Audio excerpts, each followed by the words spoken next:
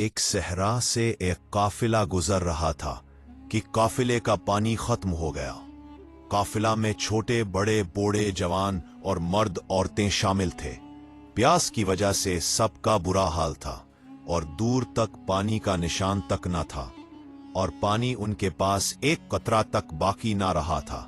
ये आलम देखकर मौत उनके सामने रक्स करने लगी, मगर उन पर करम हुआ कि अचानक प्यारे नबी हजरत मोहम्मद मुस्तफ़ा सल्लल्लाहु अलैहि वसल्लम उनकी मदद फरमाने वहां पहुंच गए।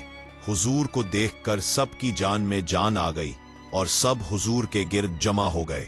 हुजूर ने उन्हें तसल्ली दी और फरमाया कि वो सामने जो टीला है उसके पीछे एक स्याह रंग हबशी गुलाम ऊँटनी पर सवार जा रहा है।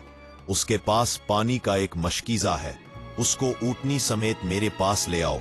चुनांचे कुछ आदमी टीले के उस पार गए तो देखा कि वाकई एक ऊँटनी पर सवार हबशी जा रहा है। वो उस हबशी को हुजूर के पास ले आए। हुजूर सल्लल्लाहु अलैहि वसल्लम ने उस हबशी से मशकीज़ा ले लिया और अपना दस्ते रहमत उस मशकीज़ा पर फेर कर उसका मुंह खोल दिया और फरमाया, आओ जिस कदर भी प्यासे हो आते जाओ और पानी पीकर अपनी प्यास बुझाते जाओ। चुनांचे सारे काफिले ने उस एक मशकीज़ा से जारी चश्माए रहमत से पानी पीना शुरू किया और फिर सब ने अपने अपने बर्तन भी भर लिए।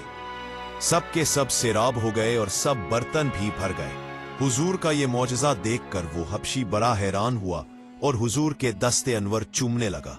हुजूर सल्लल्लाहु अलैहि वसल्लम ने अपना दस्ते मुबारक उसके चेहरे पर फेरा तो उस हबशी का स्याह रंग काफूर हो गया और वो सफेद पुर नूर हो गया।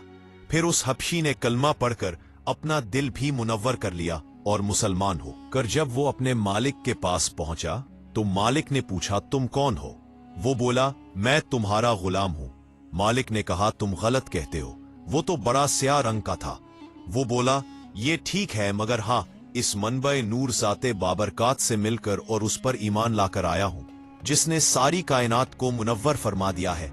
मालिक ने सारा किस्सा सुना तो वो भी ईमान ले आया। लाखों दुरूद अवस्सलाम हो नबी पाक और अले नबी करीम पर।